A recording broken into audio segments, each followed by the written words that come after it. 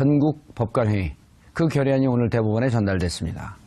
과연 양승태 대법원장은 요구사항을 받아들일까요? 또 이번 법관회의가 사법개혁의 단초가 될 수 있을지요? 이 문제와 관련해 세 분 모시고 말씀 나눠보도록 하겠습니다. 장윤선 오마이뉴스 기자 자리하셨습니다. 네, 안녕하세요. 예. 요즘 회사 자주 안 나가세요?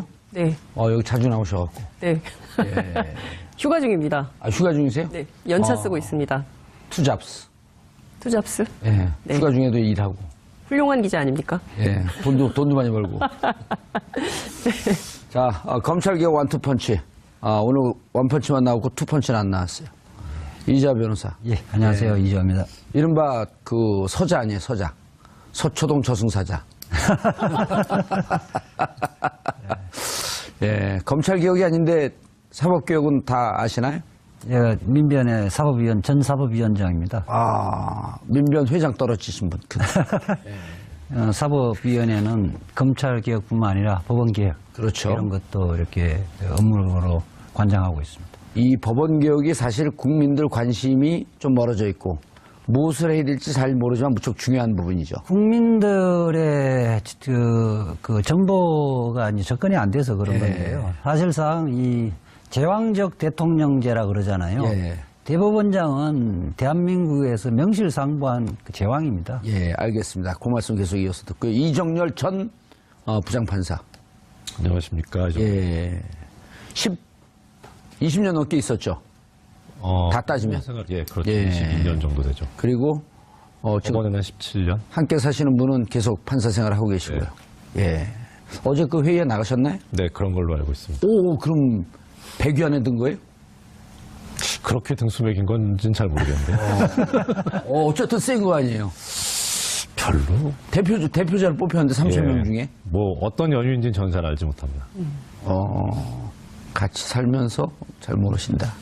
보기가 뭔가 힘듭니다. 감추고 있는 것 같은데. 네. 예. 자, 어떻게 된 일인가요, 이게? 사실 언론에 처음 알려지게 된 것은 지난 3월 2일로 거슬러 올라갔는데요. 그때 이제 경향신문이 첫 보도를 했는데 이제 사건의 단초가 됐던 것은 지난 2월 20일 날 법원행정처의 선임관으로 발령받은 이모 판사가 있었는데 이 판사가 이판희예요? 이모 판사. 이씨성을 가진 판사님이 이름이 비슷합니다. 그래요? 그 승 안에 판자가 들어가지 않았나요? 말씀해 주세요. 그러면 실명 보도해도 되나요? 실명 굳이 비실명 할 건 없죠. 실명 보도하면 안 돼요. 굳이 할 거 없죠. 우리는 다 알고 있잖아요. 판사니까 이름 안에 판이 들어갔을 거고. 아니, 판사는 직함이기 때문에. 어찌됐든, 이 이모 판사님께서 그 모임의 그 간사를 맡고 있는 국제인권법연구회라는 그 법원에 전체 판사 2,900명 가운데 480여 명이 회원으로 가입되어 있는 이 모임이 이제 사법부 독립 그리고 이제 법관의 인사제도 개편에 대한 여론조사를 한 거예요. 판사님들 대상으로 해서 어떻게 바뀌는 게 사법부의 독립과 법관의 인사제도를 어떻게 바꾸는 게 좋겠냐라고 설문조사를 해서 그거를 밝히는 것을 3월 25일 날 하기로 했어요. 그게 연대 로스쿨하고 공동으로 조사한 여론조사인가요? 네, 그렇죠. 그래서 그거를 밝히는 자리를 하려고 했는데 고위법관이 이모 판사님께 일종의 외압을 행사하는 거죠. 이 행사를 축소해라. 라고 했고 그것에 대해서 부당한 지시를 받아들일 수 없다라고 사임을 하고 이제 그냥 지방법원 판사로 내려가셨거든요. 이제 그 이후로 법원 내부에서는 계속 이 문제가 부글부글 끓고 있었고 이른바 이제 진보 언론 중심으로 해서 관련된 보도가 계속 나오고 있었는데요. 그러니까 사법부 안에서 이를테면 뭐 룸살롱 판사 또 향응받은 판사 이 부분에 대해서는 징계도 제대로 안 하면서 실제로 법관의 독립과 사법부 독립을 위해서 뭔가 좀 해보자라고 하는 영역에 대해서는 계속 축소하는 것에 책임이 있는 거 아니냐. 특히 이제 당시에 비슷한 시기에 박근혜 정부 블랙리스트 파문이 있었을 때 판사도 블랙리스트가 있다. 그래서 관련해서 이것도 어떤 건지 조사가 필요한 거 아니냐라는 요구가 있었던 것이죠. 그래서 이제 그게 계속 되다가 이제 지난 19일 날 전체 판사 가운데 몇 분이 모였죠? 100여 분? 100명이요. 예, 100명이 딱 모여가지고 이 문제를 이제 쟁점화한 것이죠. 그러면서 이걸 가지고 일각에서는 판사 노조를 만들려고 하는 거 아니냐라고 이제 정치 쟁점으로 삼으려고 하고 있고, 이 판사들의 어떤 정당하고 반드시 해야 되는 법관의 독립 문제와 관련해서 법원 행정처가 계속 내부적으로 판을 흔들려고 하는 거 아니냐라는 것까지 지금 진도가 나와 있는 상황이고요. 관련해서 물론 임기가 8월에 끝나지만 양승태 대법원장을 그대로 두고 이 문제를 해결할 수 있는 거냐라는 관련된 논의도 좀 진척이 되고 있고요. 오늘 관련해서 이제 요구 사안을 냈는데 그것을 양승태 대법원장 그리고 법원행정처가 어떻게 받아들일지는 지금 그 의문으로 남아 있는 상황입니다. 이정열 변호사님, 전 판사님. 네. 이게 전국 법관회의 8년 만에 열렸다 그래요? 전국 법관회의라고 하는 게 그 어떻게 열리게 되었고 내용은 이제 있었는데 이렇게 구성이 100명이나 되는 구성원이 어떠한 자격으로 참여했으면 어떤 의미가 있는 건지, 그리고 이 법원이라고 하는 게 우리가 검찰은 하도 분탕질을 많이 하고 국민들에게 많이 노출이 되어 있거든요. 근데 법원은 잘 몰라요. 도대체 그 장막 뒤에서 무슨 일이 일어나고 있는지. 그리고 실질적으로 국민들이 잘 모르고 양심적이고 독립적인 판결을 하면 되는 거거든요. 근데 느닷없이 이렇게 그 소용돌이 치는 배경은 이제 좀 들었는데 그 법관회의 의미가 뭔지 일단 좀 한번 정리해 주셔야 될 것 같아요. 우선은 법관회의라는 것이 일단 판사들이 집단적으로 모이는 거죠. 이 판사도 공무원의 일종이기 때문에 집단적으로 모이게 되면은 국가공무원법 위반의 소지가 생깁니다. 집단행동 금지가 있으니까. 그래서 그것을 예외적으로 그 집단행동을 인정하려고 만들어 놓은 제도가 법원조직법상의 판사회의라는 제도고요. 그런데 이제 하나 다른 점은 지금 법원조직법상에 보면은 판사회의를 규정한 조문에 전국 대표 판사회의라는 건 없어요. 이건 그러니까 법률상의 조직은 아니에요. 다만 그런데 이게 워낙 전국적인 문제고 심대하고 중요한 문제이기 때문에 이것은 어느 한 군데에서 따로 논의를 할 그런 성질의 것도 아니고 전국에서 다 모여서 해야 되지 않느냐. 그래서 조금 전에 말씀하신 그 100명이라고 하는 것은 이 전국 대표 판사회의를 기획하고 처음에 성안했던 사람들이 아예 그냥 100명 정도로 하고 그다음에 각급 법원에 배치되어 있는 법관들의 인원수에 따라서 할당을 했어요. 그러니까 원래 처음에 지금 뭐 비교되는 것이 2008년도, 9년도에 그 신영철 전 대법관이 배당 조작을 했던 사건 때 있었던 전국판사회의가 있었는데 그때는 법관회의를 했던 법원만 대표자를 뽑아서 보냈고 이번에는 법관회의를 하지 않았더라도 각 법원마다 쿼터를 줘가지고 그 사람을 보내달라 해서 명실상부하게 전국의 법원을 다 대표하는 판사들이 모였던 거죠. 8년 이후에 최초라고 보기보다도 의미가 더 커졌네요. 그렇게 되면. 커졌죠. 그리고 그렇게 하게 된 이유는 2009년도에 있었던 전국 판사회의 때 그때 법원행정처가 주도를 했을 뿐만 아니라 개입을 해서 이번만 조용히 넘어가 달라. 그래서 당시에 회의에 참여했던 그 판사들이 자기의 주장을 사전에 미리 좀 유인물로 돌리고 했었는데 그것을 또 다 걷어가고 방해 공작을 많이 했었거든요. 법원행정처가. 그래서 그때 참여했었던 판사들이 반성적인 고려에서 이번에는 절대 법원행정처에 당하지 않겠다라는 생각으로 많이 준비를 했었죠. 큰 일이 일어난 거네요. 형식상 세 번째 이제 법관회의인데 2003년도 대법관 구성 관행의 문제점에 관련해서 첫 번째 법관회의가 열렸고요. 2009년 신영청 단시 그 대법관이 촛불재판 개입 논란 때 두 번째 두 번째 법관 회의가 일어났는데 실질적으로 법관들이 자율적으로 법관 회의를 한 건 이번 처음이죠. 조금 전에 말씀주셨습니다. 이재화 변호사님께서 2003년 법관회의 말씀하시는데 그건 사실 법관회의가 아니었고요. 그때 당시에 이제 대법원 그 구성과 관련해서 신임 대법관을 임명 제청하는데 종전의 구태에 따라서 계속 하니까 최재형 당시 대법원장이 그래서 판사들이 연판장을 돌립니다. 이렇게 하면 안 된다 해서 어떻게 해서 그렇게 임명 제청을 하게 된 것인지 대법원장과 법원행정처장이 해명을 하겠다라고 하면서 전국의 법원에다가 메일을 보냅니다. 그 해명 자리를 마련할 테니까 대표자를 뽑아서 보내달라. 근데 그때 제가 이 자리에 갔었거든요. 전주지방법원에 있었는데 가서 보니까 당연히 이제 회의인 줄 알고 갔었는데 거의 해명이었고 그리고 논의도 뭐 회의의 분위기는 아니었습니다. 그래서 이거는 엄밀하게 말하면 판사 회의는 아니었습니다. 예. 이 변호사님 계속 말씀하시죠. 그러니까 이처럼 그 자발적으로 그 대표자들을 뽑아서 전국적 회의를 한 것은 지금 법원 행정처 중심으로 해서 실질적으로 사법행정권이라는 명분 하에 실질로 법관의 독립을 침해하는 요소가 곳곳에 보였다는 거죠. 그러면 어찌 보면 이게 해방 이후 최초네요? 그렇죠. 그 해방 이후 최초이면 당군 이래 최초인데? 그런 셈이죠. 3월 25일 날 이제 국제인권법 연구회가 판사들 설문조사에서 발표했잖아요. 예. 거기 보면 약 90%의 판사들이 예.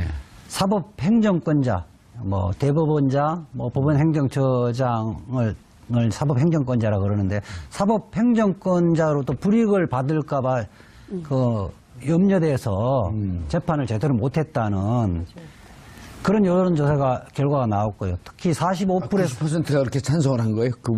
그 실질적으로 영향을 받는다. 영향을 받는다. 독립이 안 된다는 거죠. 그리고 재판할 때. 하나 보충해드리자면 약간만요. 방금 이재화 변호사님 말씀하신 것 관련해서 판사들 얘기는 법원행정처의 정책에 반대하는 판결을 하는 경우에 인사상 불이익을 받을 우려가 있지 않느냐. 거기에 동의한 판사가 88%. 그다음에 특정 정치 세력, 그러니까 뭐 그 당시에 야권이겠죠. 그쪽에 나 내지는 뭐 당시 정권을 잡고 있던 뭐 박근혜 정권에 반대되는 그런 내용의 판결을 하게 되는 경우에 인사상 불이익을 받을 수도 있다라고 우려했던 판사들이 45% 이렇게 수치가 나와 있습니다. 이해가 되네요.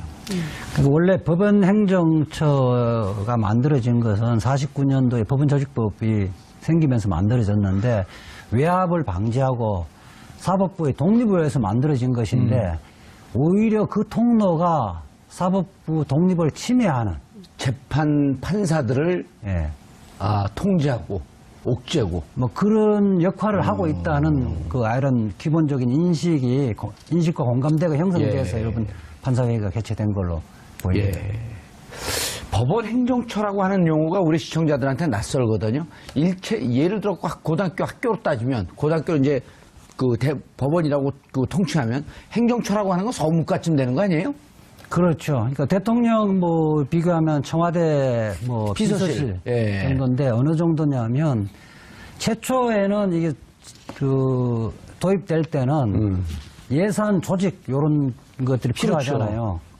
그런 정도의 인사, 회계 뭐 이런 조직이 필요한 범위 내에서 했었는데 이게 점차 비대화됐어요. 점차 비대화돼서 지금은 거기에 소속된 판사들만 100여 명 정도 되는 것이고 그 판사가 결국 겸직을 하거든요. 한 2년 정도 있다가 다시 이제 판결 업무를 하거든요. 법원 내에서는 법원 행정처 출신 판사와 그렇지 않는 판사들이 사실상 서열이 매겨진다는 이야기도 있어요. 100여 명씩이나 돼요? 그 법원 행정처에? 예. 특히 이제 예를 들어 판사들 임명되면 비품 구입 뭐 이런 등도 행정적 업무를 도와주는 거 아니에요? 예산도 좀 세우고? 그 정도만 하면 문제가 없는데 특히 이제 기획조정실, 사법지원실 이런 걸 통해서 실질적으로 기획행정실 같은 경우는 대국회 로비들도 다 담당하고 있는 거죠.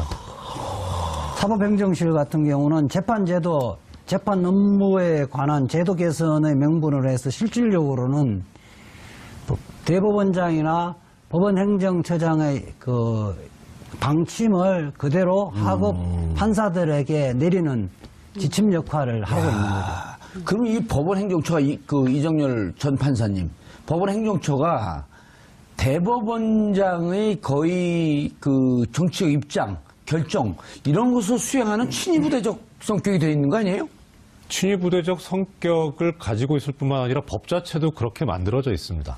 그래요? 대법원장의 사법행정권을 보좌하기 위해서 만들어진 기구가 법원행정처이기 때문에요. 문제는 지금 이재화 변호사님 말씀하신 대로 그게 그야말로 보좌하는 정도에 그쳐야 되는데 너무 커져서 오히려 스스로가 권력기관화되고 권력집단화됐을 뿐만 아니라 법원행정처에 근무했거나 거쳐간 예. 판사들 같은 경우에는 뭐 그야말로 이제 앞으로 꽃길이 열렸다. 예. 나름대로 예. 에이스면서 나는 이제 그 출세가도를 달렸다. 그렇죠. 그래서 법원행정처에 들어갈 만한 그런 그 시기가 된 판사들 같은 경우는 법원행정처에 들어가고 싶어서 상당히 애를 쓰고 그 다음에 이제 근무하고 나온 사람들은 그 경력을 관리하기 위해서 또 애를 쓰고요. 심지어 이제 최근에 뭐 이 조금 전에 말씀하셨던 국제인권법 연구회 사건 관련해서 가장 지금 주범으로 꼽히고 있는 임종원 전 법원행정처 차장 같은 경우에 그 있었던 법원행정처 차장이라는 자리는 다음번 자리가 대법관인 게 거의 통계상으로 한 60%가 넘어갈 겁니다. 최근은 거의 70% 가까이 되는 것 같고요. 그러니까 그야말로 요직 중에 요직이고 야, 법원 행정처 차장 그다음에 당연히 대법관. 거의 대법관이 돼요. 네. 차기 대법관이라는 사실 차기 대법관으로서 예우도 실질적으로 받고 있는 거죠. 저희 그쪽 용어로는 가등기 했다 그럽니다. 가등기. 대법관 가등기. 그 재미있는 그 이야기를 하자면 상고법원을 양승태 대법관이 임기 내에 수건의 사업으로 생각을 했었잖아요. 그렇죠. 이 뭐 토론회 특히 국회에서 토론을 하면 법원행정처 차장하고 그 기획조정실장 이런 사람은 반드시 참석합니다. 어떤 발언을 하는지. 그리고 그때 그 의원 입법 형식으로 발의하잖아요. 예. 정부 입법으로 발의하는 것이 아니라 각급 법원장을 동원해서 국회의원들 다 서명하도록 만들어 놓은 거죠. 그렇게 하고 실질적으로 패널들도 실질적으로 다 정해줘요. 그럴 뿐만 아니라 저는 춘천지방법원인 걸로 알고 있는데 아니 판사들 등산하는데 상고법원 실천을 위한 등산대회를 하는 건 난 참 보고 어이가 없더라고요. 판사들이 법원행정처 지시 하나로 주말에 상고법원을 말하자면 시행하기 위한 등산대회를 한다는 게 이게 말이 안 되는 거잖아요. 대국민 홍보를 위한 거죠. 달고. 그러니까 그게 이제 사법행정처의 남용의 전형적인 예죠. 완전 줄 세우게 하는 거 아닙니까? 판사들 그 중에 상고법원을 실질적으로 반대하는 평판사들은 훨씬 많을 텐데 물며 겨자 먹기로 그 서열별로 이렇게 줄 서서 등산을 하고 있다는 게 국민들이 이것을 알았다면 얼마나 법원의 판결을 얼마나 무시하겠어요. 이정을 판사님, 그 상고법원도 법원이 안고 있는 지금 큰 문제 중에 하나인데 간단한 설명을 좀 해주고 넘어가시죠. 이게 법원 얘기가 나오니까 예, 일단은 지금 그냥 대법관은 몇 명입니까? 대법관은 지금 14명. 14명. 예. 그런데 아시다시피 이제 대법원이 원래 이제 전원 합의체라 그래서 대법관 전원이 재판을 하는 경우가 원칙인데 이러면 이제 어떻게 할 수가 없잖아요. 너무 많아서. 그래서 부를 둬가지고 3명 내지 4명으로 구성되는, 그러니까 자릅니다. 이 14명의 일종의 조를 만드는 거죠. 그래서 그 조에서 구성되어 있는 대법관들이 의견이 일치되는 경우에는 전원 합의체에서 재판하지 않고 바로 끝낼 수 있는 그런 구조를 취하고 있어요. 주로 1, 2, 3, 4부에서 각 부에 3명씩 해서 12명. 예. 그다음에 법원 행정처장도 대법관, 재판을 하지 않는 그러니까 대법원장 해서 14명이 되는 거죠. 그렇죠. 예. 그런데 이것도 이제 전원합의체에서 다 못하니까 그렇게 편법으로 해놓은 건데 그렇게 해놨는데도 지금 감당할 수 없을 정도로 대법원의 사건들이 밀려오는 거예요. 그러니까 편법으로 생각을 한 것이 우리가 통상 생각하면 지방법원이 1심, 고등법원이 2심, 대법원이 3심이잖아요. 근데 고등법원에 상고법원을 둬가지고 이 3심의 기능을 고등법원에서 하게 하자는 거죠. 그러면은 이게 좀 어떤 차이가 있냐면 대법원의 사건이 많으면 당연히 대법관을 늘리면 되잖아요. 그렇죠. 그런데 대법관이 늘어나게 되면 희소 가치가 줄어들잖아요. 대법관의 권위가 좀 떨어진다. 그렇죠. 예. 그러니까 상고법원을 만들면 그러면 사건도 해결할 수 있고 그다음에 대법관들의 희소 가치도 유지할 수 있고. 기존의 14명의 대법관의 이 권위, 품격, 우리가 품격 시대인데. 이것도 유지하면서 그 밑에 고등법원과 대법원 사이에 중간 단계로 상고법원 하나 두자. 3심 제도로. 그리고 여기서 별로 중요하지 않은 재판은 여기서 하고 아주 중요한 재판은 뭐 시국 재판이라든지 그렇죠. 정치 재판이라든지 꼭 그런 건 아니고 예를 들어 판례를 바꿔야 된다. 뭐 하면은 그거는 상고법원에서 못 하니까 그거는 아예 대법원으로 보내고 상고법원이. 그리고 일반적인 기존 판례에 의해서 판결을 해야 될 것 같은 경우는 상고법원에서 하자. 네. 그 상고법원을 두자고 양승태 대법원장이 역점 사업이죠. 역점 사업이죠. 근데 안 대법원의 됐죠. 위상도 흐트러뜨리지 않을 뿐만 아니라 인사적체까지 해결할 수 있는. 오히려 대법원의 위상 더 올라가죠 이제. 그럴 수도 있죠. 우리 안 된 게 뭐 여러 가지 이유가 네. 있는데 예. 제가 이제 상고법원 설치에 가장 앞장서서 반대를 했죠. 무슨 위원회 위원장을 또 했나요? 대한변협의 상고심 개선 제도 개선위원회에서 위원으로 활동하면서 이재화 변호사가 안 된다 그러면 안 되는 거예요. 그건. 그 가장 큰 게 예. 국민들은 그 대법관으로부터 재판을 받고 싶어 하는 거예요. 예. 근데 지금은 대법관들이 골라서 자기가 중요하다 생각하는 부분만 판단하고 나머지는 상고법원에 보내는 거거든요. 예. 상고법원은 결국 또 다른 고등법원으로 국민들은 생각한다는 거예요. 간단한 거예요. 사건이 많으면 그걸 처리하는 대법관 수를 늘리면 되는 거고 대법관이 많아진다고 대법관이 권위가 실추되는 게 아니라는 겁니다.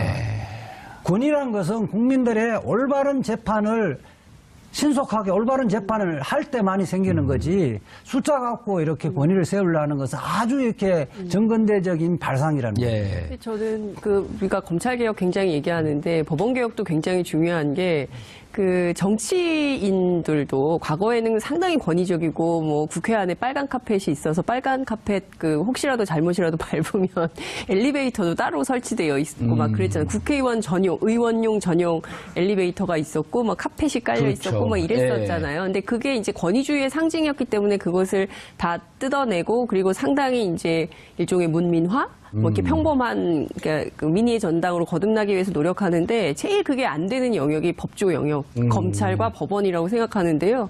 근데 이것을 말씀하신 대로 뭐 어떤 측면에서는 양승태 대법원장 입장에서는 새로운 일자리 창출이라고 주장할 수도 있겠으나 그거는 국민들이 보기에는 사실은 상고법원이 왜 필요한가, 필요 없다 이렇게 생각할 수가 있는 거죠. 알겠습니다. 그런데 자 다시 이제 국제인권법 학회로 넘어가죠.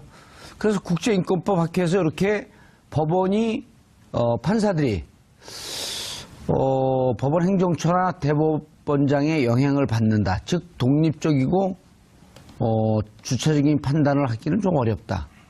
라고 하는 거는 그냥 자기들 판단한 것만 된 게 아니고 구체적인 근거가 바로 우리 인권법 학회의 이런 내용들, 여론조사한 내용을 축소해라. 발표하지 마라. 여기까지가 지금 사건이 나온 거란 말이에요. 그 다음에 무슨 일이 있었나요, 또? 그래서 이것을 가지고 이제 축소를 하는 과정에서 어떤 일이 있었냐면, 참 좀 치사한 얘기긴 한데, 법원 내에 이제 이런 예규가 있어요. 내규가 지금 인권법 연구회잖아요. 판사들이 이제 학술 목적의 연구회에 가입을 할 수가 있는데, 원래 이 연구회라는 게 그야말로 공부를 위해서 만들어진 게 아니고요. 좀 오래된 얘기인데, 판사들이 처우가 안 좋다 하니까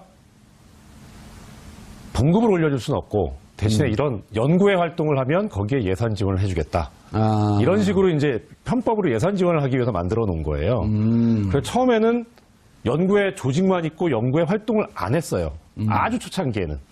그런데 이제 새로 판사들이 들어오다 보니까 연구회 가입은 해야 되거든요. 가입은 했는데 가입도 안 하고, 가입을 하고 연구를 안 하니까 이상하잖아요. 판사들 양심에. 그래서 공부를 하자. 이렇게 된 거예요. 공부를 실제 했어요. 하다가 보니까 분야가 뭐 이제 인권법도 있고, 뭐 노동법도 있고, 세법, 상법, 뭐 여러 가지가 있거든요. 그러니까 이것도 재밌고 이것도 재밌으니까 여러 개를 하겠다. 하니까 이게 원래 예산을 주려고 만들어 놓은 건데 판사들이 중복 가입하게 되면 회원수가 늘어나잖아요. 1인당 얼마씩으로 나가거든요. 그러니까 중복 가입을 못하게 규정을 만들어 놓은 거예요. 돈이 들어가기 때문에. 그런데 지금 그게 유야무야 돼가지고 거의 다 중복 가입을 하고 있었거든요.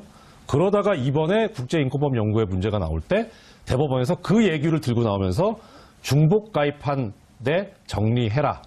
그리고 하나만 들어라. 정리하지 않으면 나중에 가입한 데를 탈퇴한 것으로 처리하겠다라고 했는데 인권법 연구회가 생긴 지가 제일 늦은 축에 속해요. 가장 최근에. 그렇죠. 그러니까 인권법 연구회 회원이 480명 있고 여기가 법원 행정처나 대법원장이 듣기에 불편한 혹은 보기에 불편한 여러 가지 활동을 하니 자, 2개, 3개 들어있는 거 다 정리하셔. 근데 판사들이 바쁘니까 정리할 시간도 없어. 또 어디 가서 이걸 뭐 그만두겠다 탈퇴원서를 쓰는 것도 아니고. 그렇죠. 그러니까 그럼 만약 너희들이 이렇게 바빠서 그렇게 못하게 되면 가장 최근에 든 예. 딱 지금은 그건 국제인권법 연구회 아니에요. 거의 그렇죠. 국제인권법 연구회를 탈퇴한 것을 간주해서 결과적으로 국제인권법 연구회 예산도 줄이고 사람 수도 줄이고. 줄이고 그 활동을 무력화시키겠다. 그렇죠. 그것을 아까 장 기자님 말씀하셨던 그 이모 판사한테 시켰어요. 너가 해라 그거를. 예, 그거 인수인계 받을 때 그것이 넘어온 거예요. 그것뿐만 아니라 하면서 이제 나온 얘기가 사법부에 블랙리스트 파일이 있는데 이것을 조금 더 인수인계 받고 그다음 거기 보충을 하라는 그런 업무 지시까지 받았다고 합니다. 그래서 거기서 문제가 있다라고 된 하는 거죠. 지시를 누구한테 받은 거예요, 이모 판사가? 그게 바로 그 임헌영 차장이라고. 여기에 관해서는 최근에 진상조사위원회에서 조사를 했는데 양형위원회 상임운영위원이었던 이규진 상임운영위원이 이규진이 나오더라고요. 했다고는 나옵니다. 예, 이규진이 이모 판사에게 블랙리스트가 있다. 뭐 그렇게까지 조사 결과 나온 건 아닌데 예. 이제 그 이모 판사나 그쪽의 주장은 그렇게 돼 있고요. 주장은 그렇게 하는데 이제 전 그 대법관을 이 위원장으로 해서 진상조사위원회에서는 그때 당시 법원행정처장이 그 부분에 컴퓨터 파일 여는 거에 동의를 안 해서 그거를 열어보지 않고 진상조사 결과를 발표를 한 거예요. 그렇죠. 그러니까 거기는 그 전 처장이 변명은 거기는 보안과 관련된 중요한 그 비밀이 있기 때문에 열을 수가 없다. 이렇게 해서 열지를 않았어요. 처장이에요, 차장이에요? 법원 행정처장이죠. 처장이요. 예. 임헌영이 처장이에요? 아니. 그 임종원은 차장이고 임종원. 그때 대법관인 그 법원행정처장 고영한 대법관이 처장이 거부를 했죠. 예, 거부를 했는데 그걸 사실은 그 핵심이 블랙리스트가 과연 말한 것 들은 것처럼 존재하는지를 조사를 해서 밝혀야 되는데 그 부분에 대해서는 배제를 하고 다른 사람 진술만 들어갖고 그 부분은 존재하는지를 판단 못하겠다 이렇게 이야기한 거예요. 근데 블랙리스트라는 게 뭡니까? 자기들에게 시키는 대로 판결을 하지 않는 사람들 리스트를 작성해 놓은 거 아니에요. 그게 실질적으로 인사에 영향을 미치는 거기 때문에 이게 문학의 블랙리스트하고 똑같은 겁니다.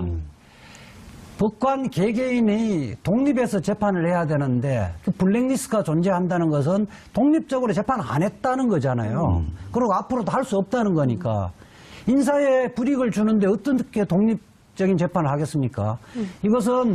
이것이 만약에 존재하는 게 사실이라면 법원은 망하는 겁니다. 아니, 블랙리스트 존재라고 하는 것은 우리 사회가 블랙리스트 때문에 지금 비서실장, 그러니까요. 조윤선 장관. 예. 근데 법원 내에서 자체적으로 블랙리스트가 있다? 그러니까 철저한 진상규명이 필요한 것이죠. 그러니까 지금 핵심은 이런 것 같아요. 양승태 대법원장 혹은 또 양승태 대법원장이 아니더라도 그밖에 또 다른 대법원장을 중심으로 해서 그야말로 수직 서열화되어 있는 법원의 위계 구조가 있는 한 인사상 불이익 때문에 내가 인사상의 불이익이 우려되는데 제대로 된 판결 눈치 보게 되는 거고 자기 검열 끊임없이 하게 되는데 이러다 보면 양심에 반하는 판결을 할 수밖에 없는 상황이 되는 것이죠. 그러니까 이것에 대해서 더는 용인할 수 없다고 판단한 판사들이 자발적으로 새로운 제도 개혁이 필요하다, 법관의 독립이 필요하다, 사법 개혁해야 된다라고 요구하고 나선 것이기 때문에 이것이 제2의 사법 파동 이러면서 굉장히 큰 이슈로 부과되는데요. 정치권 안에서조차도 이 법원 개혁과 관련해서 대단히 보수적으로 보고 있더라고요. 제가 오늘 이 판사 출신 몇몇 정치인들한테 전화를 했는데 법원이 이렇게 간단한 조직이 아니다. 그러니까 진보적으로 안 된다라고 매우 암울한 전망을 하더라고요. 진보적으로 바꾸려고 그래요? 아니요. 딴 사람, 왜 그러세요? 법원 조직을 보수적인 조직, 진보적인 조직을 바꾼다는 건 저는 있을 수 없는 건데. 비상식을 상식으로 돌리는 거 아니에요? 기본적으로 법관, 개개법관이 독립적으로 재판을 하도록 만들고 그 제도나 문화가 그것을 제어하는 것은 제거를 해야 되는 겁니다. 제거를 하지 않으면 국민들의 재판 청구권이 침해당하는 거거든요. 그럼요. 지금 블랙리스트가 존재한다는 것은 대법원장을 필두로 해서 위선에서 저 판사는 저 사람은 성골, 저 사람은 진고, 저 사람은 육두품 이렇게 정해놨다는 쟤한테 거 재판 주면 아닙니까? 안 돼. 쟤한테 재판 그렇죠. 주면 우리 입맛에 맞는 판결이 안 나와. 예. 이런 거 아니에요. 그리고 사실상 원세훈 그래요, 안 그래요? 그렇죠. 예. 원세훈 그 국정원장 그 공직선거법 위반 사건들도 사실은 1심 판사가 배당하는 것들도 사실은 국민들이 상당히 의혹을 제기 많이 했잖아요. 예. 그래서 그게- 1심에 원세훈 그 전 국정원장 판결을 보면 대표적이네요. 1심에서 국정법 위반. 예. 그러나 선거법 위반이 아니다. 예. 국정법 위반은 선거에 관여했기 때문에 위반된 거거든요. 그렇죠. 근데 선거법 위반 아니다? 예. 근데 이제 2심에서 뒤집힌 거 아니에요, 이게? 그렇죠. 좀 이제 양심적인 판사지. 아니, 나 예. 옷 벗을 때 됐으니까 해보려면 해봐. 그러고 선거법 유죄. 그 다음 국정법 무죄. 둘 다 유죄됐나요?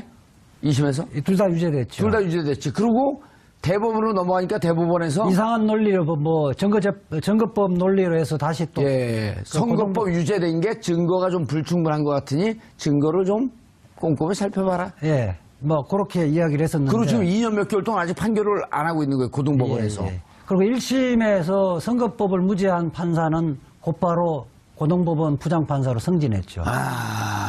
그러니까 특히 야. 예컨대 이석기 내란음모 사건 이런 것 중요 사건도 예. 1심 재판부도 고등법원 재판부도 이 법원 행정처 라인 원래 경험을 했던 사람에게 배당을 한 그거는 법원에서는 말하자면 뺑뺑이 돌려서 했다 그러지만은 일반인들은 그렇게 생각을 하고 있다는 생각하지 거죠. 않죠. 중요 사건, 정치적이거나 사회적 파장이 큰 사건은 자신들이 치워서 믿는 네, 판사들한테 사실상 배당을 한다는 거죠. 이정열 부장판사님, 전 부장판사님. 지금 원세훈 전 국정원장 예를 드는 게 법원의 그 판사들의 판결의 독립성, 이거 침해했을 가능성, 아까 여론조사 결과 88%. 대법원장과 행정처의 입장과 반하는 판결을 낼 때 영향을 받는 것을 느낀다. 원세훈도 대표적인 케이스로 볼 수 있나요? 그렇죠. 그럼 그리고 잘 여기서 치웠네. 주의를 하셔야 될 게, 예. 그러니까 영향을 받는다라고 하는 게 우리가 지금까지 생각해온 사법권, 사법부, 법원, 법관, 재판, 독립 관련한 이 외화 압력 이런 것이 외부 압력이라고 생각하잖아요.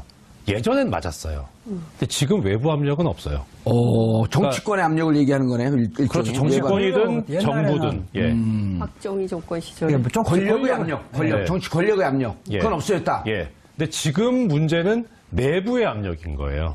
그러니까 그렇게 해서 지금 조금 전에 이재화 변호사님 말씀하신 대로 원세훈 국정원장 1심 무죄 선고했더니 바로 차관급인 고등법원 부장판사로 그대로 승진합니다.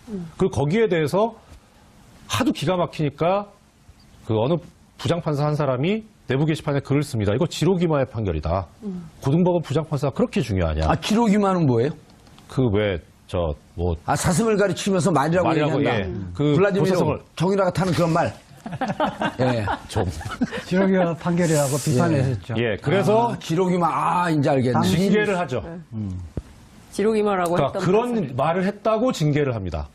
그렇게 이제 인사권, 보직권, 징계권을 양승태에서 남용을 하는 거죠. 이해가 안 되는 말을 탄 사람도 구속영장 기각을 하면서 말을 했다고 징계를 해요. 그리고 나서 이제 또 이재화 변호사님 말씀하신 대로 대법원에서 파기환송돼서 돌아와서 고등법원에서 계속 묵혀져 있는 2년 6개월 동안 묵은지예요. 그렇죠. 계속 묵히고 있는 거예요. 아예 재판을 안 합니다. 아예 제대로. 재판 안 해. 예. 그 부장판사 떠났잖아요. 떠났죠. 그 정권 바뀌었잖아요. 네. 그럼 헤이진제. 모르죠. 그러니까 지금 이게 아니, 패널이 갖고 모르는 걸 잘난 아니. 척하면서 모르죠. 그 사람이 지금 그러니까 이게 어떤 영향이나 외압이나 이게 문제가 아니라 예. 판사들 자체가 이제 그런 오랫동안 암흑기를 거쳐오다 보니까 알아서 스스로 된다. 순치되거나 변화가 돼버린 거예요. 끊임없는 그러니까 예, 자기가 누가 시켜서 끼 된 게 아니라 그러니까 거기에서 정의롭게 저항하는 이정열 판사나 서기호 판사 이런 분들은 나오고 에이 그거로서 나 나간다. 빼주세요. 저는 빼주세요. 그러니까 가장 법관 아니 제 얘기가 맞아요 안 맞아요. 그러니까 거기서 저항하고 하고 싶은 사람 저항을 해도 찍히니까 못 있는 거 아니에요. 사실은 사실대로 얘기하는 사람들은. 제 얘기라서 참 정말 그런데 그럼 자신이 정의롭다 생각 안 하는 거예요? 아니 정의는 됐고요. 그러니까 이제 인사 같은 경우에 제가 울산에 1년 있다가 그다음에 창원에서 2년 넘게 있었거든요. 예. 그러니까 계속 지방만 보내요. 아. 그러니까 왜 윤석열 검사 지금 네. 중앙지검장 뭐 그렇죠. 대구, 예. 대전 이렇게 보내버리듯이. 근데 정의롭지 않은 판사라고 하면 불의한 판사인데 불의한 판사를 왜 지방으로 돌릴까요? 아니 뭐 이정열 판사님에 대해서는 국민들이 다 알고 있기 때문에 정의롭다고. 그럼요. 예. 그러니까 이 방송에도 출연하실 수 있는 거 닭가슴 아니에요? 짬뽕 그거 아무나 할 수 있는 게 아니에요. 그건 아이디어도 좋은 거예요. 아 그래요? 그러면 지금 문제점도 그렇지만은 앞으로 개선점에 대해서 우리 방송에 이야기해야 되지 않겠습니까? 아니 이렇게 지금 문제점이 더 많이 안 나왔어. 조금 더 나와야 돼요. 방송에 대한 개선점이죠. 아니야. 근데 아니 사실은 저는 이제 한 19년 변호사 하면서 예. 그 외부 압력은 그 이전 판사님 그래서 말씀하셨던 그 내부의 압력이라고 하는 게 더 위험해요. 그러니까 그 제가 얘기를 좀 한 해야 돼. 예를 예. 하나 드릴 예. 텐데요. 지방법원 같은 경우는 판사가 형사재판을 하잖아요. 예. 법원장이 직접 노골적으로 이야기하는 건 없습니다. 근데 수석부장을 통해서 간접적으로 이거 보니까 내 사건을 보니까 이거는 구속시킬 것이 아니고 불구속 재판을 하도록 충분한 것 같은데 예. 이렇게 이야기해요. 수석부장은 바로 부장판사하고는 좀 가깝잖아요. 은근히 법원장이 이야기를 암시하는 이야기를 해요. 그럼 실질적으로 이게 구속을 시켰다가 얼마 있다가 보석을 해줘요. 이런 경우 실제 많다는 거예요. 보석은 판사의 권한인가? 그렇죠. 그래서 저는 그 사법부가 관료화됐다는 것은 우리 몸으로 이야기하면 동맥경화가 됐다는 거거든요. 그냥 곧 죽음에 이르는 거예요. 그러니까 이 사법부의 관료화 자체를 해결하지 않으면 그러니까 법원은 예, 그리고 이번에 판사들이 그 선언을 한 거죠. 우리를 독립적으로 아무의 눈치를 보지 않게끔 판사가 독립적으로 양심적으로 정의에 따라서 판결할 수 있는 기회를 우리에게 줘라. 그렇죠. 두 가지. 우선 이 블랙리스트에 실존하는지를 조사해보자. 블랙리스트. 조사권을 우리에게 달라는 거고. 이규진, 또 이분 어디가 계세요? 이규진. 퇴직했죠. 퇴직했어요? 방송에 한번 출연시켜야겠는데. 그렇게 하고 법관들도 실질적 사법행정권에 그 목소리를 낼 수 있는 게끔 제도화 시켜달라. 그 다음에 법원행정 비대화되고 있는 법원행정처 이걸 과감하게 혁파를 해라. 혁파하고 거기 일반 직원이 들어가 있으면 안 되나요? 꼭 판사들이 있어야 돼요? 지금 그래서 법원 노조에서 요구하는 것이 그거죠. 판사들은 재판 업무에만 하고 그다음에 그럼요. 행정 업무는 그 일반 법원 공무원한테 맡기라는 것이 이제 법원 노조의 요구고요. 근데 이게 뭐 이론적으로 이념적으로는 행정 업무니까 판사는 재판하고 이게 맞는데 결국 이게 이제 오다 보니까 법원 행정처가 대법원장의 친위 부대 친위 조직이 돼 버렸기 때문에 그렇게 됐죠. 그렇죠. 그래서 그 달콤한 유혹을 놓을 수가 없는 거죠. 아니죠. 이제 그 양승태 대법원장이 만약 블랙리스트가 있으면은 양승태 대법원장도 자유로울 수 없으니 이건 그 검찰 수사감이에요. 블랙리스트가 있으면. 왜냐면 블랙리스트로 구속된 사람이 여러 대 있어요. 그리고 거기서 블랙리스트 대책회의 하면 돼요. 자기들끼리 구속시켜놓고. 문학의 블랙리스트보다 사법부의 더 심각한 거죠. 더 심각한 거죠. 다만 이제 양승태 대법원장이 2년 임기가 2개월밖에 안 남았으니 차기 대법원장이 들어올 때는 이런 부분에 대해서 개혁의 의지가 있는 분이 들어가야 되는 거죠. 그리고 지금 100명 있다 그랬잖아요. 판사가 필요하다고 한다면 법률적 지식이나 이런 것 때문에 필요하다고 한다면 한 10명 내지 15명 정도 최소한은 남겨두고 나머지 법원 행정 그 직원으로 일반인들로 들어가면 될 거 아니에요? 그렇죠. 충분히 그래도 남죠. 예산 전문가들, 그다음 인사 전문가들 이런 분들이 있어야죠. 판사들이 사실 뭘 알아요? 그럼 저한테 그러세요. 검찰 모르는 건 맞는데 아무리 그래도 검찰의 가장 문제가 이제 법무부의 탈검찰화라고 이야기하잖아요. 그렇죠. 탈검찰화. 법원 행정 조직도 필요한 부분에 최소화시키고 탈판사화를 주장하는 게 탈판사와 전문화 주장하는 것이 지금 이제 국제인권법 학회의 주장이기도 하죠. 법원 행정처의 탈판사화. 그다음 전문화. 근데 지금 보직 관리하기 위해서 한 2년 있다가 다시 나오거든요. 그러니까 2년 갖고 전문성을 가질 수가 없어요. 아니 지난번에 우리 검찰개혁 얘기할 때 똑같은 논리로 작용하는 겁니다. 검찰개혁 얘기할 때 예를 들어서 그 비자 담당하는 국제모 담당하는 노동모 담당하는 이런 거 검사들이 잘 모르잖아요. 그냥 자기들 보직 관리하기 위해서 그 법무부 들어갔다 오는 거거든요. 여기도 마찬가지로 그 법원에서 행정조직에서 행정고시가 따로 있어요. 근데 여기도 법무부하고 마찬가지로 실국장들은 다 판사가 다 장악하고 있어요. 네, 발나. 열이 오르니까 이제 재밌게. 네, 근데 지금 대한민국은 민주정부고 삼권 분립의 국가이잖아요. 근데 양승태 대법원장이 박근혜 정부와 코드를 맞추면서 실제로 평판사들 혹은 또 부장판사들을 대상으로 해서 블랙리스트를 만들어서 관리를 했다면 그 자체로 이거는 불법적 요소가 있는 것이고 본인 스스로도 물러날 수밖에 없는 처지에 놓이는 거 아닌가 싶거든요. 근데 지금 정치권에서 슬슬 흘러나오는 얘기를 종합해보면 임기가 2달밖에 남지 않았는데 그런 분을 뭐 굳이 나가라고 해야 되느냐라는 이야기가 나오거든요. 그렇지만 실제로 이 문제가 쟁점이 되어 있고 구체적으로 제대로 조사조차도 안 된 거잖아요. 컴퓨터도 열어보지 않고 그냥 조사를 덮은 케이스이기 때문에 실제로 누가 어떤 방식으로 블랙리스트를 만들어서 판사들을 관리했다라는 것이 빨리 조사에 착수를 해야 되는 것이고요. 착수해서 결과가 나오면 그에 대해서는 양승태 대법원장이 책임을 져야 된다. 아니 이렇게 이정열 부장판사님, 전 부장판사님, 그분이 갔더니 컴퓨터가 먹통이었다는 거 아니에요? 깡통 컴퓨터였다는 거. 예. 예. 그리고 여기에 전에 무슨 자료가 있었냐? 다니면서 다 이 USB로 복사를 해봤다는 거 아니에요? 네, 그렇죠. 복사를 해봤는데 그러다 보니까 대법원에서 너 뭐 이상한 짓을 하고 다니냐? 그러니까 이번에 판사회의 할 때도 이게 쟁점이 됐었잖아요. 그렇죠. 원래대로 복원을 시켜라. 거기 뭐가 있었는지. 네. 다 그렇죠. 찾자 이거를. 네. 그거 관련해서 이제 좀 의문스러운 것이 그거예요. 왜 아까 말씀하셨잖아요. 법원행정처장이 보안 자료가 있을 수 있기 때문에 이것은 조사할 수 없다. 공개할 수 없다. 뭐 명분은 그런데 그것을 열어봐서는 안 되는 이유가 있지 않았을까는 생각이 들어요. 그러니까 이것은 뭐냐면 일단 그 증언. 그러니까 후임자가 와서 인수인계를 받으려고 했더니 하드디스크가 전부 다 싹 파일이 지워진 깡통 PC더라. 그래서 업무 자료를 딴 데서 인수인계 받아야 할 정도로 바빴다. 이런 얘기. 그다음에 여러분 주지 않은 얘기. 그러면 결국 이것은 이제 어느 정도까지는 지웠는데 훼손을 했는데 소위 말하는 우리 디지털 포렌식 해가지고 포렌식 기법으로 다 복구시킬 수 있는 거죠. 그거까지 갔을 때 살아날 것을 우려했던 것 아닌가.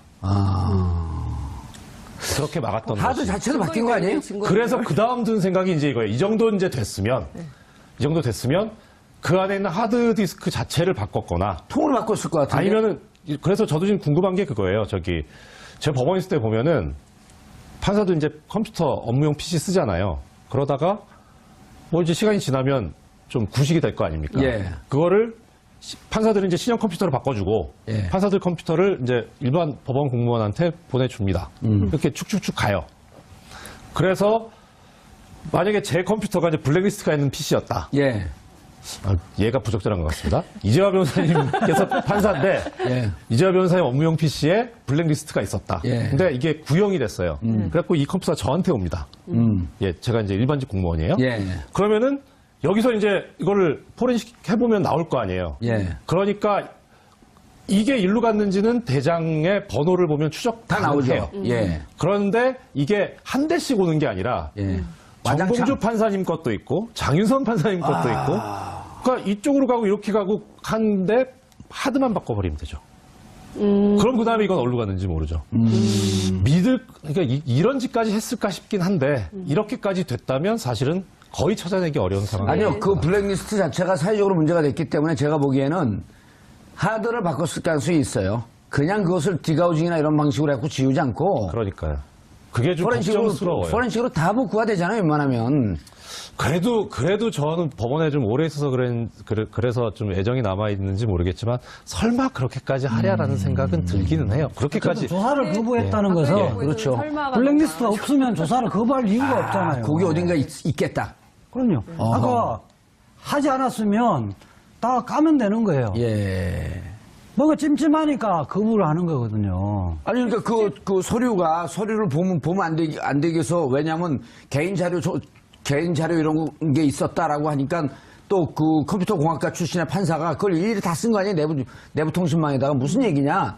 하나씩 검색해갖고 개인정보라고 하게 되면 열지 말고 찾았고 열어보자. 다 블랙리스트인지 아닌지. 그러니까 이제 거기에 대해서는 더 이상 답변을 안 해. 꿀봉은 벙어리야. 그러니까 법원이 굉장히 성역화되어 있는 거죠. 심각한 정도로. 지금까지 그 얘기했어요. 그러니까요. 예. 깨야 된다는 거죠. 성역을. 그래서 자 이제 마지막으로 이정열 전 부장판사님 말 길어 이정열 전 부장판사님 9자야.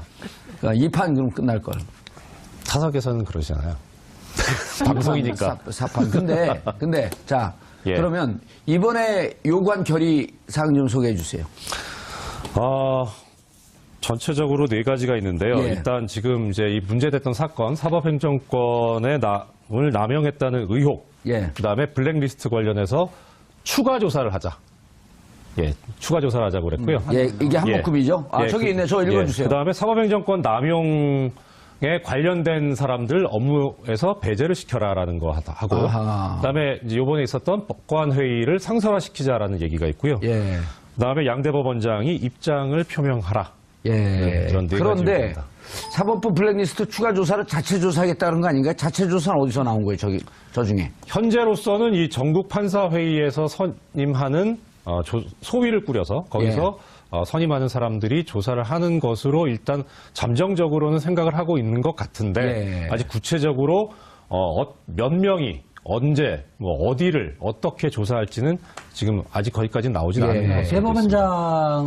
대법원장에게 조사권을 그 위원회에게 좀 넘겨달라. 그 예. 요구까지 하신 걸로. 그렇죠. 예. 그리고 이제 저걸 오늘 양승태 대법원장에게 넘겼고. 이렇게 되는 거죠. 아까 임기 2개월 얘기했는데 만약에 여기에 불법성이 있다든지 혹은 법원들에 대해서 법관들에 대해서 블랙리스트가 있었다고 한다면 임기와 무관하게 이건 법적으로 조사해야 되는 거 아니에요? 당연하죠. 그리고 하루가 남았더라도 불명예 퇴진을 시켜야 되는 거죠. 그렇죠. 그리고 감옥 가고 싶어? 그렇게 해야 되는 거죠. 깜짝이야. 본인이 물러나지 않으면 탄핵 위에 방법이 없어요. 그래요? 뭐 탄핵하기에는 2달 안에 탄핵하기는 어려운. 국민들이 뭐 탄핵이 익숙해졌으니까요, 이제. 이런 등등 행정적 업무를 도와주는 거 아니에요? 예산도 좀 세우고? 그 정도만 하면 그 문제가 없는데 특히 이제 기획조정실, 사법지원실 이런 걸 통해서 실질적으로 기획행정실 같은 경우는 대국회 로비들도 다 담당하고 있는 거죠. 사법행정실 같은 경우는 재판제도, 재판 업무에 관한 제도 개선의 명분으로 해서 실질적으로는 대법원장이나 법원행정처장의 그 방침을 그대로 하급 판사들에게 내리는 지침 역할을 하고 있는 거죠. 그럼 이 법원행정처가 이정열 전 판사님, 법원행정처가 대법원장의 거의 그 정치적 입장, 결정 이런 것을 수행하는 친위부대적 성격이 되어 있는 거 아니에요? 친위부대적 성격을 가지고 있을 뿐만 아니라 법 자체도 그렇게 만들어져 있습니다. 그래요? 예, 대법원장의 사법행정권을 보좌하기 위해서 만들어진 기구가 법원행정처이기 때문에요. 문제는 지금 이재하 변호사님 말씀하신 대로 그게 그야말로 보좌하는 정도에 그쳐야 되는데 너무 커져서 오히려 스스로가 권력기관화되고 권력집단화 됐을 뿐만 아니라 법원행정처를 근무했거나 거쳐간 예. 판사들 같은 경우에는 뭐 그야말로 이제 앞으로 꽃길이 열렸다. 예. 나름대로 예. 에이스면서 나는 이제 그 출세가도를 달렸다. 그렇죠. 그래서 법원행정처에 들어갈 만한 그런 그 시기가 된 판사들 같은 경우는 법원행정처에 들어가고 싶어서 상당히 애를 쓰고 그 다음에 이제 근무하고 나온 사람들은 그 경력을 관리하기 위해서 또 애를 쓰고요. 심지어 이제 최근에 조금 전에 말씀하셨던 국제인권법 연구회 사건 관련해서 가장 지금 주범으로 꼽히고 있는 임종원 전 법원행정처 차장 같은 경우에 그 있었던 법원행정처 차장이라는 자리는 다음번 자리가 대법관인 게 거의 통계상으로 한 60%가 넘어갈 겁니다. 최근은 거의 70% 가까이 되는 것 같고요. 그러니까 그야말로 요직 중에 요직이고 법원행정처 차장 다음에 당연히 거의 대법관이 돼요? 네. 차기 대법관이라는 사실 차기 대법관으로서 예우도 실질적으로 받고 있는 거죠. 저희 그쪽 용어로는 가등기 했다 그럽니다. 가등기. 대법관 가등기. 그 재미있는 그 이야기를 하자면 상고법원을 양승태 대법관이 임기 내에 수건의 사업으로 생각을 했었잖아요. 그렇죠. 토론회, 특히 국회에서 토론을 하면 법원행정처 차장하고 그 기획조정실장 이런 사람은 반드시 참석합니다. 어떤 발언을 하는지. 그리고 그때 그 의원 입법 형식으로 발의하잖아요. 예. 정부 입법으로 발의하는 것이 아니라 각급 법원장을 동원해서 국회의원들 다 서명하도록 만들어 놓은 거죠. 그렇게 하고 실질적으로 패널들도 실질적으로 다 정해줘요. 그럴 뿐만 아니라 저는 춘천지방법원인 걸로 알고 있는데 아니 판사들 등산하는데 상고법원 실천을 위한 전국 법관회의 그 결의안이 오늘 대법원에 전달됐습니다. 과연 양승태 대법원장은 요구사항을 받아들일까요? 또 이번 법관회의가 사법개혁의 단초가 될 수 있을지요? 이 문제와 관련해 세 분 모시고 말씀 나눠보도록 하겠습니다. 장윤선 오마이뉴스 기자 자리하셨습니다. 네, 안녕하세요. 예. 요즘 회사 자주 안 나가세요? 네. 여기 자주 나오셔갖고. 네. 예.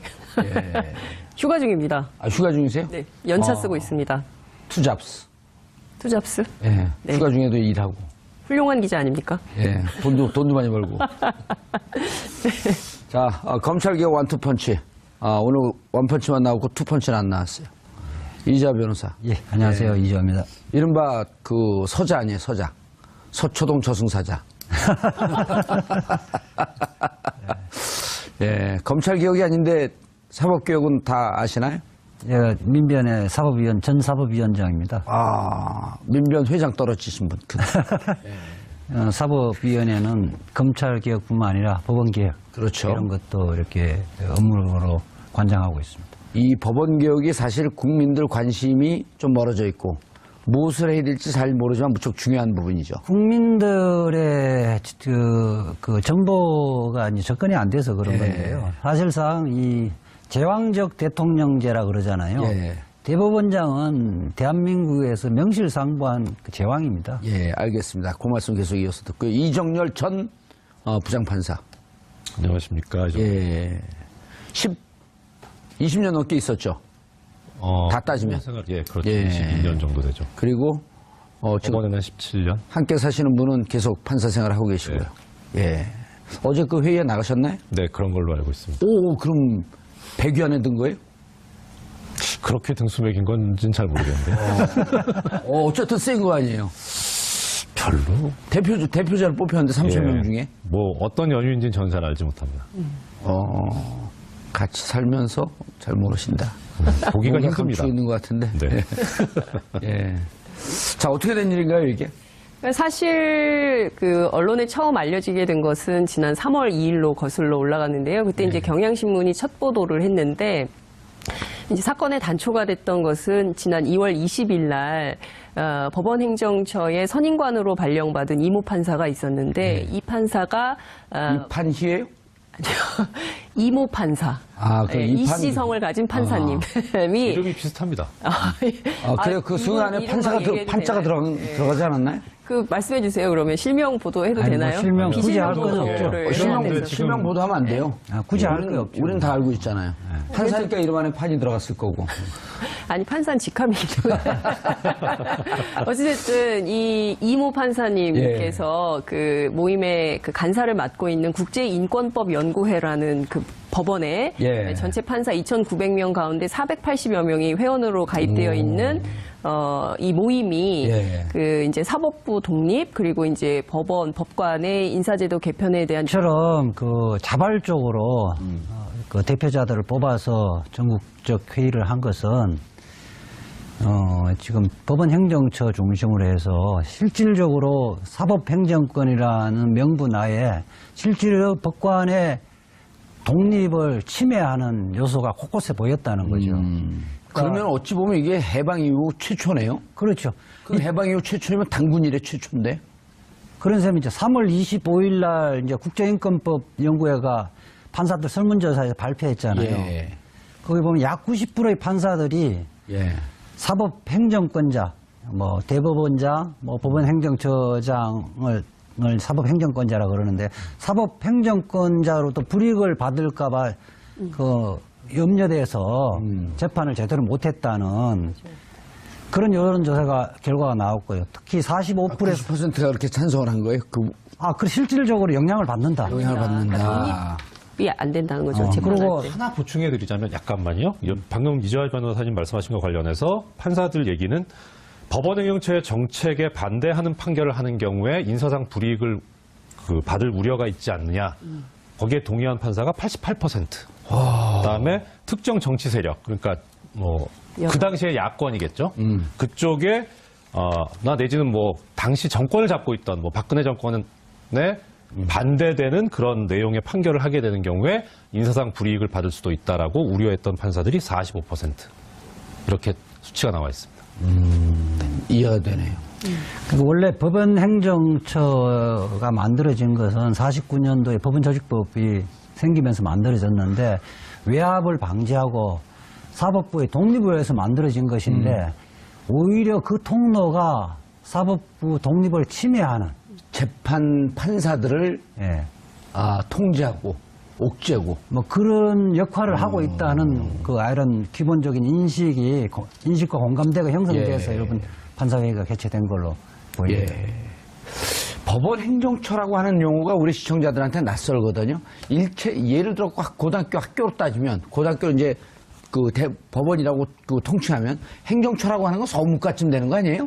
그렇죠. 그러니까 대통령 뭐 비교하면 청와대 뭐 비서실 정도인데 어느 정도냐면 최초에는 이게 도입될 때는 예산 조직 이런 것들이 필요하잖아요.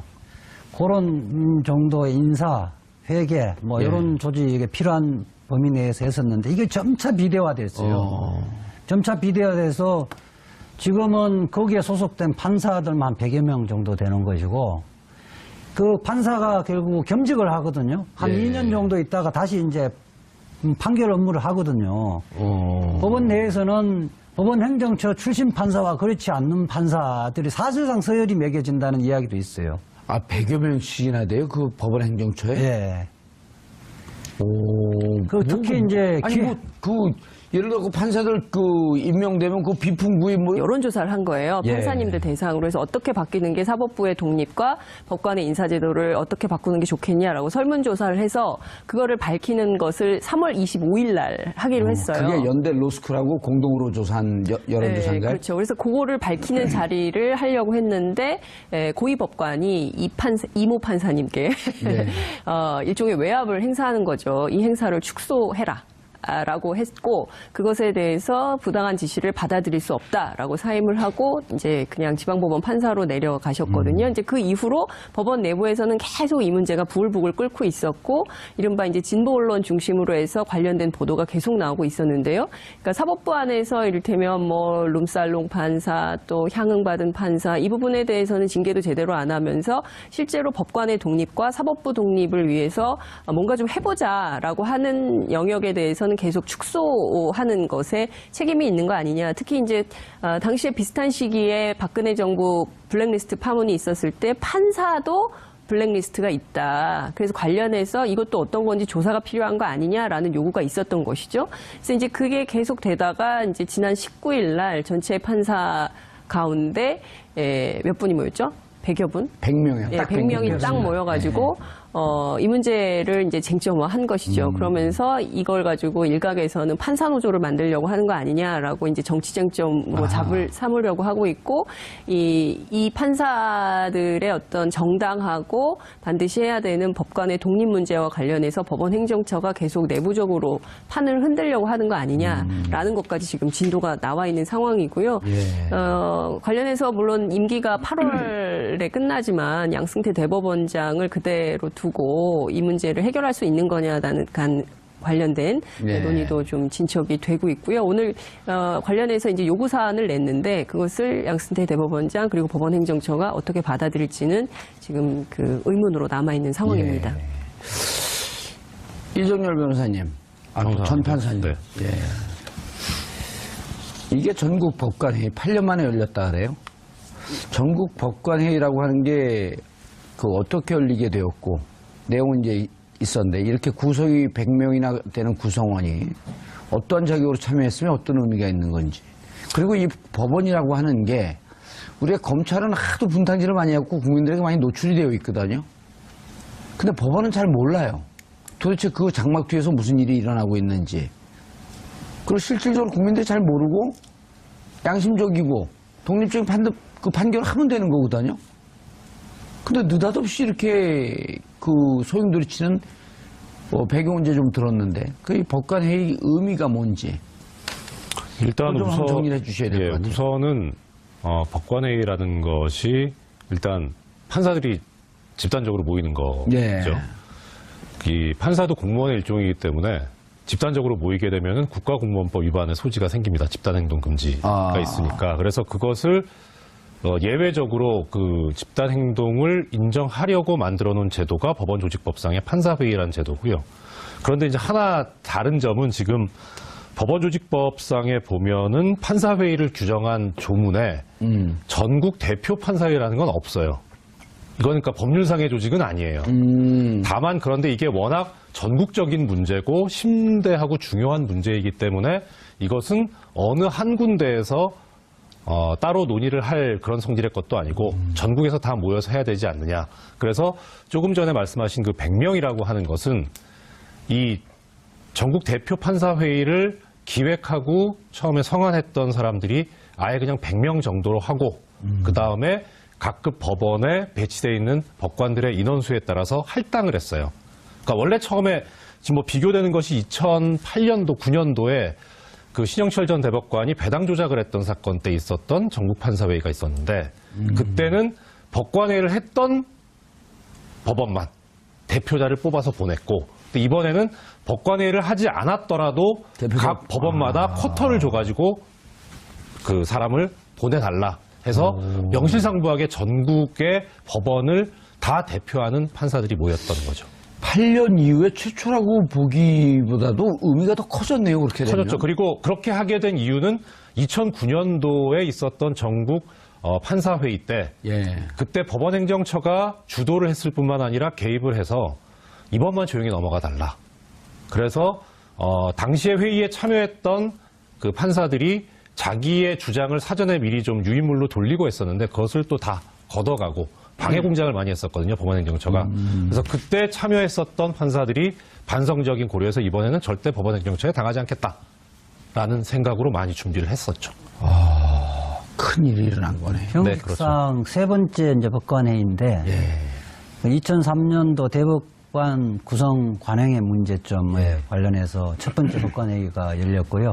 2009년 신영청 단시 그 대법관이 촛불재판 개입 논란 때 이제 두 번째 광우병 촛불이었죠.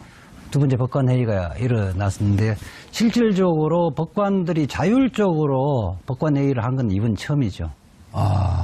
조금 전에 말씀 주셨습니다. 이재화 변호사님께서 2003년 법관회의 말씀하시는데 그건 사실 법관회의가 아니었고요.